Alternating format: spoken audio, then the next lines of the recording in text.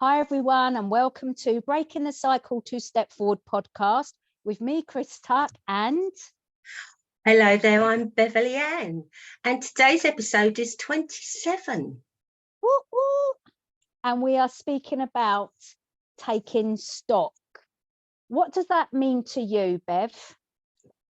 I think the important thing is, I don't know about you, Chris, but when people think about recovery, sometimes there's this misunderstanding that you do 6 sessions or you do 12 sessions, and once you've done that you feel great and you think that's it.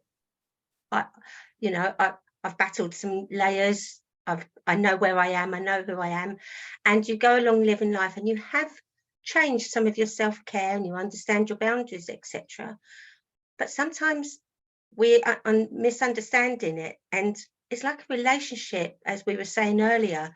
Any relationship, you need to keep maintaining it, and we're talking about relationship with self.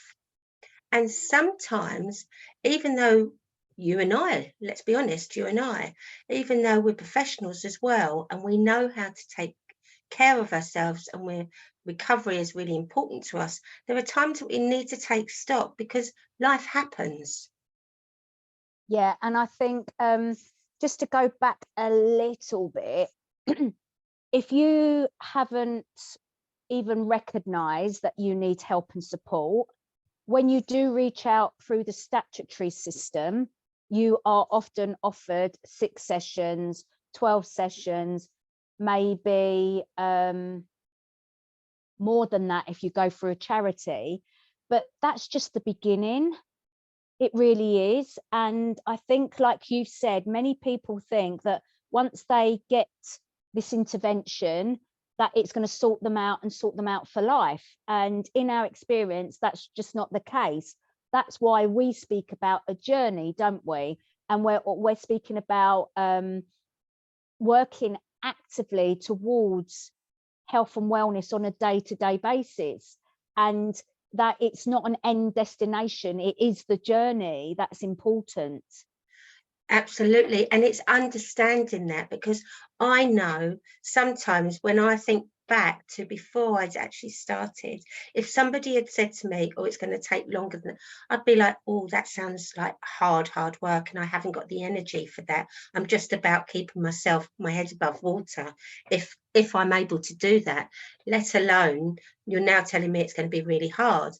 But I think what's important is when we break it down, it's about understanding that it's steps. So the interventions that we've taken part in at the beginning were fantastic, and it was a learning and it was great, but there's always more.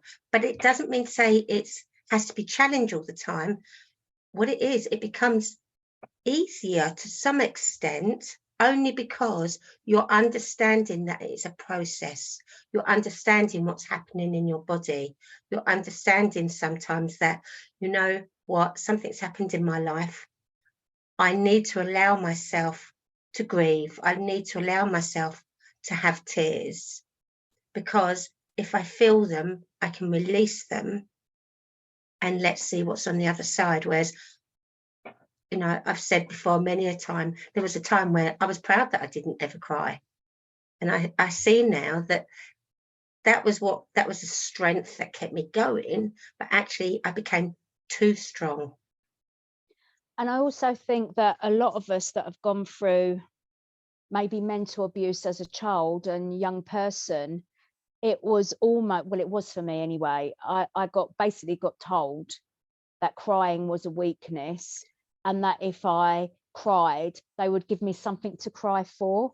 And Yeah. I know that that's been said to many victims and survivors and individuals that don't identify as a victim or survivor, that kind of narrative that you were fed becomes your reality, and you then suppress those emotions. And when we're talking about now masculinity as well, there's a societal wide perception that men shouldn't cry, and that's just the wrong message that we've been giving out to them for centuries. And basically everyone has the right to feel whatever that emotion is, to deal with that emotion so they don't suppress it and become ill with it or by it. Absolutely. And I think what's really important here to talk about as well is the fact that not everybody identifies certain behaviour as abuse. And did you know there's actually a scientific gene that some children or some people are born with, which makes them more sensitive? It's actually called a sensitive gene. So that's why you can have two children in the same environment and one child is more sensitive to the other about what's going on around them. And often the messages they're hearing is stop overreacting, stop crying, don't be so dramatic. Yeah. And that's where it can feel abusive, because my sibling didn't react in that way, but this is how it came to me, and that's okay. And that's where sometimes people are afraid of the word abuse, because they're afraid that if they say it, that they're being disloyal to the family traditions, especially if they love their parents, and that's always a challenge. We know that.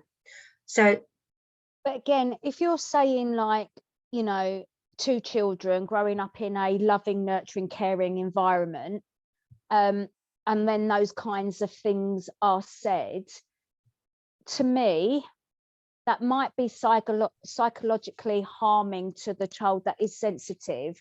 But to me, that it's not like the abuse that I suffered or the abuse that you suffered, but it can still be harmful to that child. So even if they don't want to name it or label it as abuse, because, you know, my parents or my caregivers were really nice and it still had an impact on them. So I think even if we don't want to call it abuse, because when you look at abuse as we experienced it, yeah, they may not put it on the same level, but it's still the impact on that person. And I think that's what we need to address. Absolutely. And maybe they're the words when we talk about the impact of trauma. Yeah. You know, Yeah. Because when people have stress and anxiety, we don't want people to think, oh, if I tell someone I've got stress and anxiety, that I was abused necessarily. And so I think you've highlighted that really well, because stress and anxiety is our body, or especially anxiety, is our body responding to stress around us, but it's often mirroring experiences of feeling under duress, trauma, when we were younger. And I think that's important for us all to be aware of. Yeah.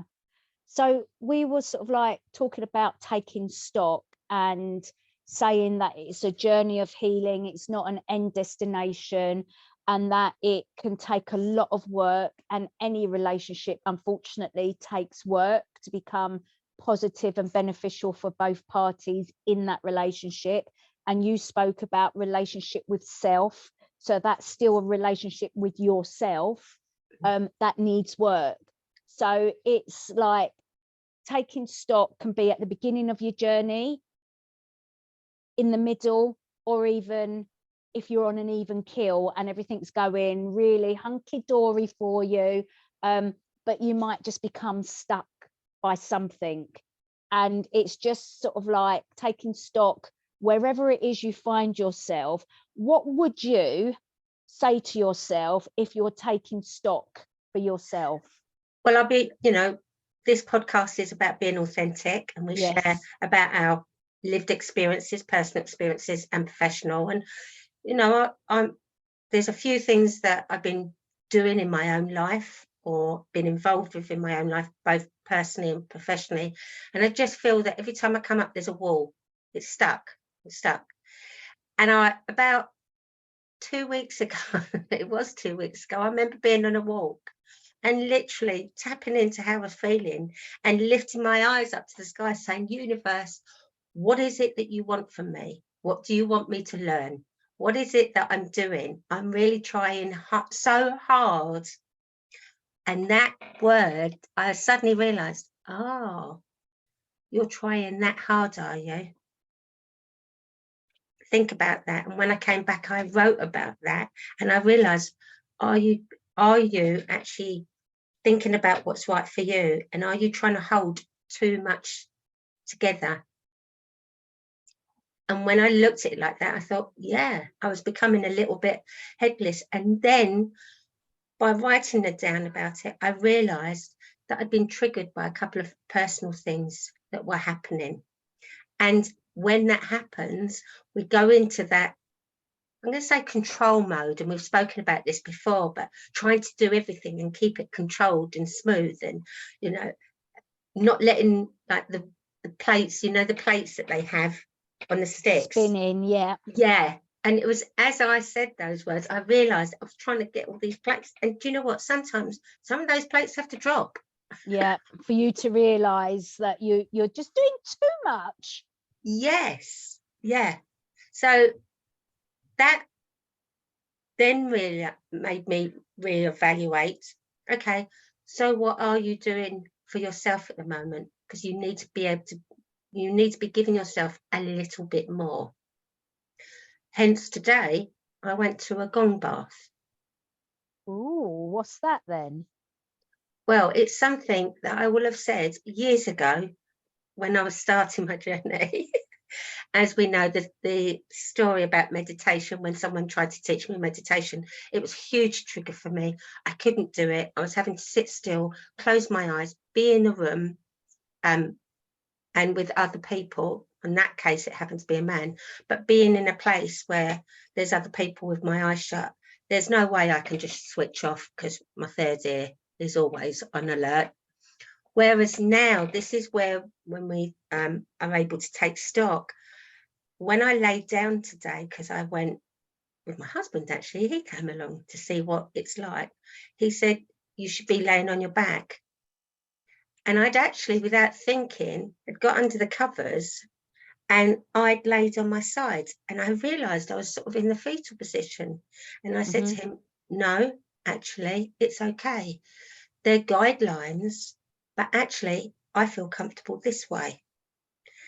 And then once it got into it, I was listening to the gongs and tapping into the gongs. And actually, I felt a couple of tears coming down the side. Not that I was distressed, but then it made me go inwards and think, so what is it that my young girl's feeling? And it wasn't anything bad. It was because I was actually in a safe place.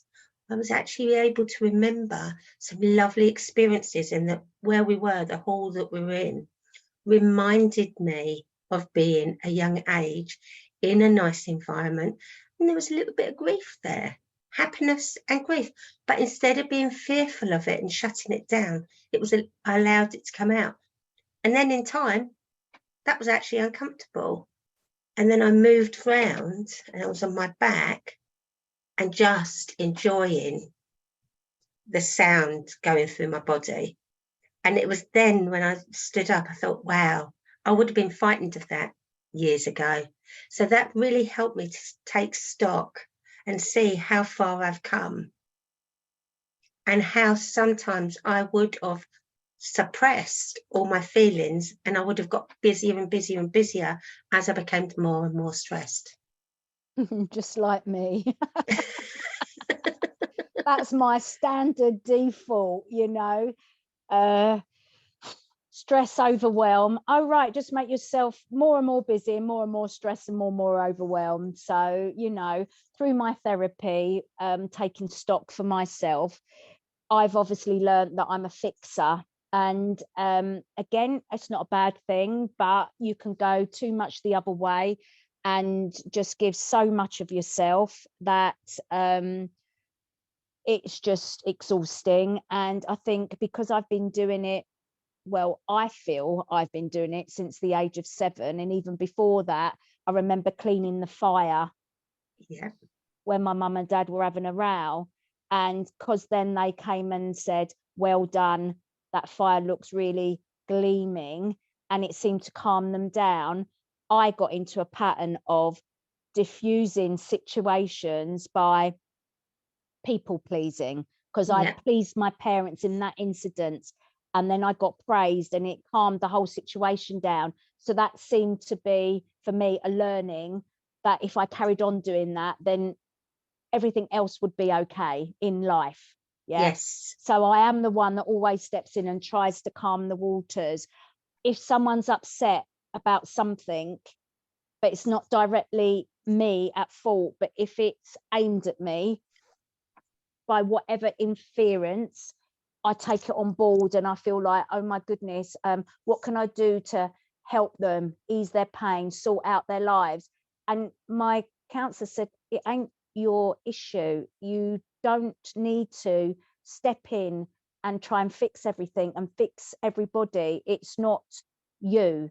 So she said, I've got to start separating my emotions,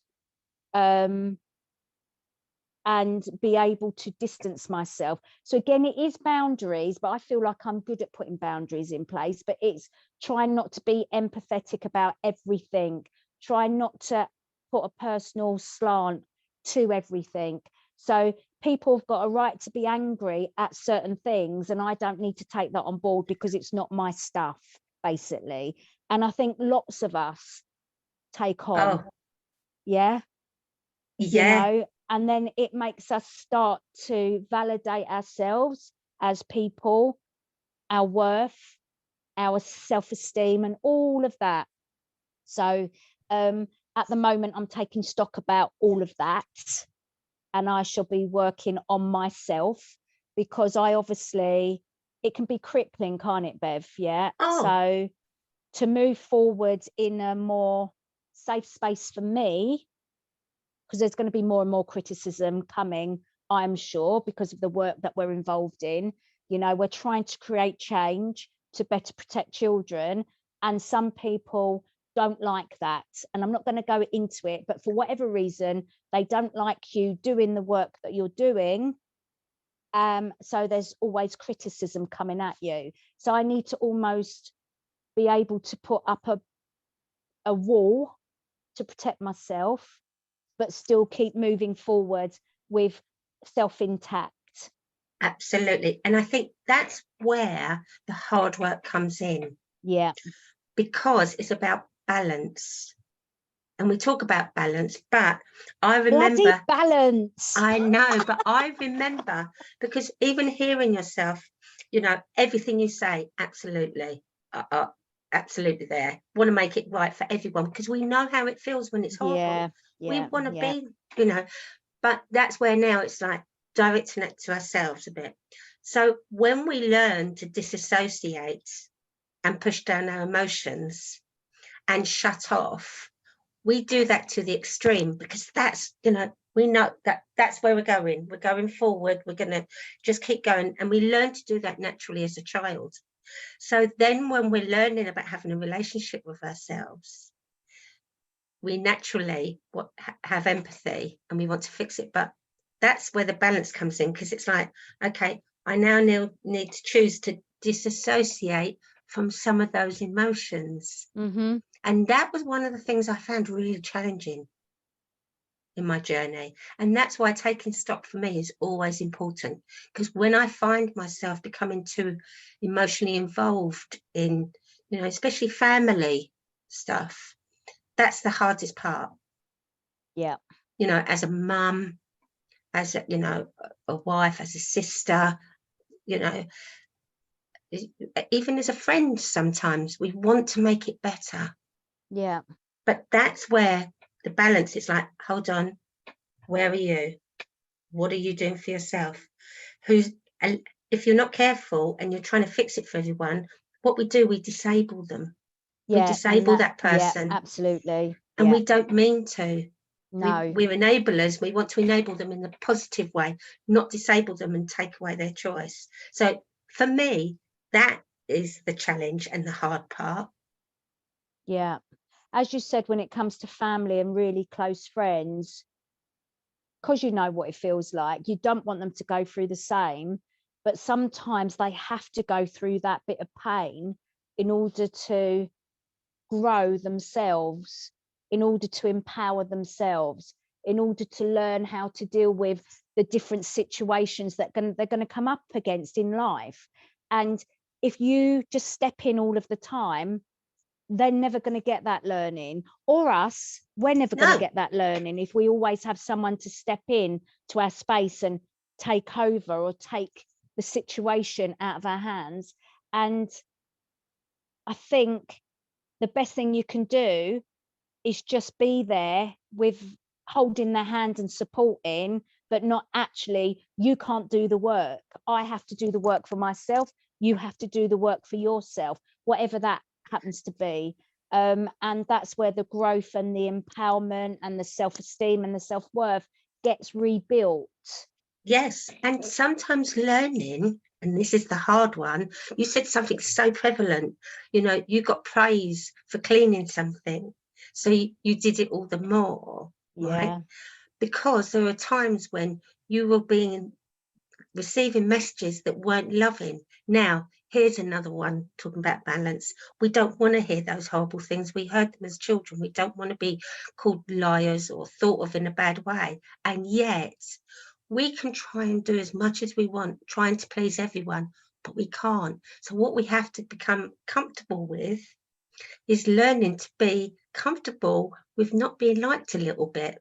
Yeah. Or someone not agreeing with us. Yeah, completely. Not agreeing with us, not liking us, and basically dissing you as well from time to time. And that's hard. That's vulnerable. That's Well, really that's hard vulnerable for anybody, even if you come from a like loving, caring like environment. It's hard for anybody to hear criticism, isn't it? Yeah. So that's where I remember once, so I got divorced. I was living with my children, they were young children. Both my children had been given the opportunity to go on holiday, one with a friend, one with their nan. And I had the opportunity to fly to America with my friend because her sister lived out there and worked for an airline. So it was costing me next to nothing. And I remember one day she said to me, so Beverley, we really need to make a decision because we've got to get these tickets booked. Do you want to come or not? I said, let me call you back. And I went for a walk because I was like, oh, I don't know. And it's like, and then I had to talk to myself, what do you mean you don't know? Do you want to go or don't you want to? Well, I do want to go, but what happens like if one of my children are not well, Beverley, even if you're not in the country? Do you see what I mean? Allow them to have that space. You don't have to sit there the whole time worrying about them. And when I finally found the courage, and it did take courage to say yes, there was that fear of judgment of other people. Do you know what? If I get scared now, I go back to that experience and I think, oh, nothing happened. In fact, it was a fantastic adventure and I learned so much more about myself. So when things come to an end, you know, it's like the further you get along to your journey, you'll always be frightened for a while, but the fear stops crippling you. It's like, okay, I hear the fear, I'm feeling the fear, but you know what? What if I did dare to dream or did dare to do that? What if it worked out? Yeah, absolutely. And we often talk about, don't we, that comfort zone. And that's a classic example of, oh, it's a bit outside my comfort zone. I'm not quite sure what's going to happen. But you can, again, choose to stay within your comfort zone and not experience something that could be truly magical or something that may not go quite right for you. But for me, stepping outside the comfort zone is where the magic happens, because either way, whether it goes well or not, it's a learning experience, and you will always have that learning experience. Where if you stay within your comfort zone, you just, to me, it almost becomes part of being stuck. Yeah, and sadly, that's where fear keeps you, because you know, even in scientific tests and trials, you know, when they've done that with animals, you know, they have a cage, 2 cages of animals, and one cage has been nurtured, loved, brought up in an environment, and the other cage has been neglected. They've been starved, they've you know, being separated from each other. And when they open the doors to the cages, the people that have been nurtured and loved, you know, and are not fearful of change, go, and they don't come back. And sadly, the animals that have been neglected and have learned that this is a way of living, they've found their way of coping.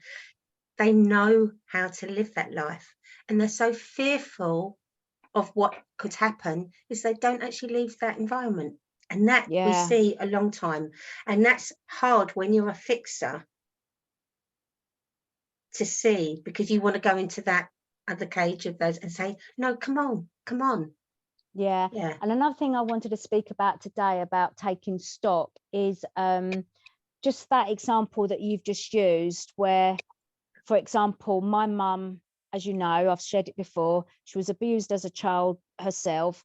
She went into domestic violence relationships, and she was an abuser herself as well. And there's lots of complexities around all of that. But I often would go back home to the home that I hated. I didn't want to be there, but I would go back and try and rescue her. I would say, I can get you out. All you've got to do, you tell me you want to leave, and I will get you out of here, and I will pay for a deposit on a flat, and we'll get you living, and we'll rebuild those relationships with your children. And I'm sure everyone will come back and speak to you, and you can build those relationships. She never took me up on it because she couldn't. No. And that's hard. For whatever reason, she felt she couldn't. But she also said to me in the end that she deserved it. Again, very cryptic. She said that to me quite a few times. But it's just like, I also want to sort of like speak out to other people that find themselves in a similar situation. You know, ask yourself, why are you still in a situation that is not beneficial for you, that is not enabling you to grow, that is not enabling you to live a life to your full potential? And ask yourself the question, if someone really truly loved you and cared for you, would they not want the best for you? Like me for you, Bev, you're my friend, I want the best for you. I'm not going to hold you back. I'm not going to be horrible to you or abusive to you. I want to see you fly. I want to see you get everything that you want. So if you're in a relationship, whatever that is, at work, in the home environment, why would that person not want the same for you? So Absolutely. If you're not getting that, and you know you would give it to your friend, why are you not giving it to yourself? Absolutely. Just ask yourself those questions, because those questions will start setting you free. Because until you're in a reciprocal relationship, and it does start with us, you know, if we're giving to others and we're not giving ourselves, that's not reciprocal. So if we're giving to ourselves and giving to others, that's reciprocal. But if the other person is just taking and not giving back, it's not healthy. And it's something we all have to learn. You know, I've been in, you know, I'm going to say unhealthy, but it was an abusive relationship, really unhealthy. But I learned after that, it got to when the red flags came up, this isn't right for me. Thank you very much. I'm moving on. You don't have to be horrible, but it's finding that way.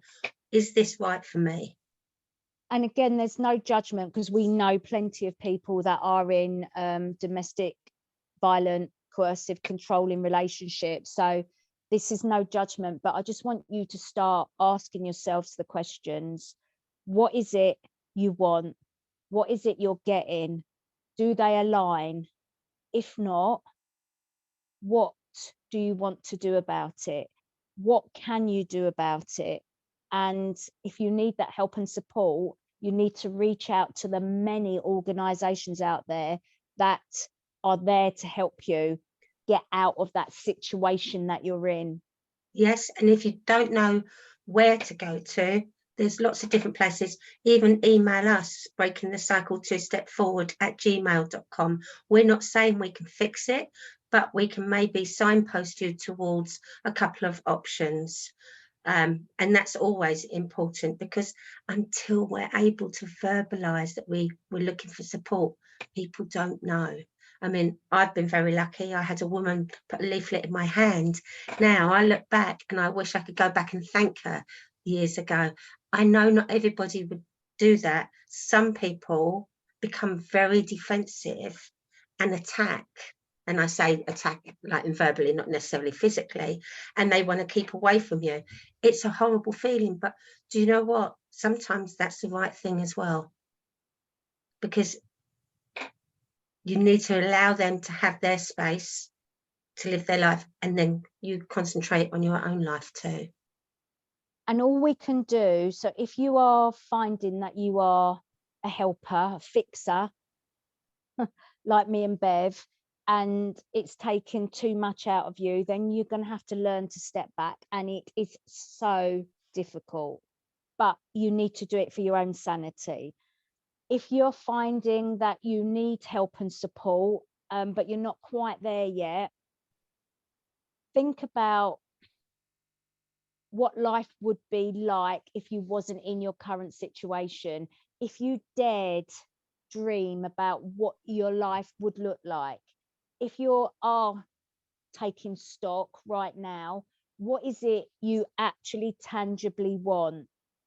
Is your life that you're living right now in alignment with that? And if not, how can you work towards it? So it might not necessarily be you're in an abusive relationship. You might be in just a relationship that needs a bit of TLC. It needs a bit of a kick up the backside, a little bit of input from both of you to make the relationship work. Just take stock and just go, right, what is it I want? What is it we want as a couple? What is it we want as a family? So whatever it is, you do need to just sit down, reflect, work forwards to what it is, to look at what it is you want, and then work backwards and put the steps in place to get there. Yeah. And before we go, my last saying on that would be also be aware of those small things that you do. They are so important. So for me, when I clean my teeth, you know, I look in the mirror now. I'm looking at myself, nurturing myself, using my toothbrush. I'm looking after my gums. I'm looking after my mouth. So important. I'm, you know, today coming to here, I was feeling a bit chilly, so I've got my cup of tea, and I'm enjoying it. I'm holding it. You know, I'm not just drinking about it. I'm not just drinking without thinking about it, even though we're talking. It's making me feel nice. It sounds so simple, but they are the important parts. That's all part of the learning. But that's all part of grounding as well, isn't it? And being in touch with the here and the now. Because when you're not doing that, if you're disassociating because of the environment that you're in or the situation that you're in, that you can't do these things, then it's about, maybe if you want to start with something small, work towards what you've just described. Notice the small things, notice how it makes you feel, so that you can get comfort from anything. Even if the situation that you're in is out of your control, you've got a little bit of control, because no one can take everything from you. No one can take your imagination away from you, for example. Absolutely. And the reason why I say these things is because 2 weeks ago, I'd suddenly realised that I wasn't actually thinking about what cup I was using or what I was drinking. I was doing it. It's like my meals, I was eating them, but I wasn't necessarily thinking, oh, what am I going to eat? You know, what we get. Yeah. So that's why I'm just, you know, we're talking about taking stock, and it's good to be able to share this so other people can listen to us and think, oh, okay. And it's those light bulb moments. Yeah, So, I mean, sorry, when I go to the cupboard, I always try and select my blue cup because it makes me feel happy. I've got my blue hat, and I'm just sitting here, like, just, you know, just touching it because it's grounding me. It makes me feel happy. But I notice, like you, Bev, as I said at the beginning of this, I am absolutely exhausted at the moment, and it's going to take me to have a proper break to get myself back on an even keel. However, the food that I've been eating the last couple of days, I've just noticed that I'm not tasting it. It's going straight in, straight down. And then I'm like, ugh, I feel ill. So there's a lot of stuff going on in my body at the moment. And it takes time for the body to sort itself out. Subconsciously, lots of things are going on. So I'm trying to tap into it. I'm trying to change things, but sometimes it's really difficult. You need the time to allow it to sort itself out. So you've got to listen and give yourself that time. Yeah. And thank you for sharing that, Chris, because it you know, it shows that we're all human beings. Yeah. So for me, as we know, pink is one of my favorite colors, and hearts and things like that. I have got white on, or normally I'd have a bright colored scarf. It's just different ways. And it is those things that once we start doing them, they become everyday, and then we can think about the other things. So we have run over the 30 minutes as usual. Oh, I don't believe you. That's why we say 30 minutes-ish. Yeah. So our last words, Chris, before we go, because we do have to say goodbye. No matter where you are on your journey, and it is a journey, not an end destination, you have to take stock. You have to reflect, and you have to just sort of like work out, are you going near your end goal that you've set yourself, whatever that happens to be, or have you veered off course and do you need to reset the direction of where you're going, where you're traveling to? Yeah, thank you. And my last word is just remember to navigate back to yourself when you find yourself wanting to help everyone else. Just give yourself a little bit of time, love and nurture, and that's important as we take stock along our recovery journey.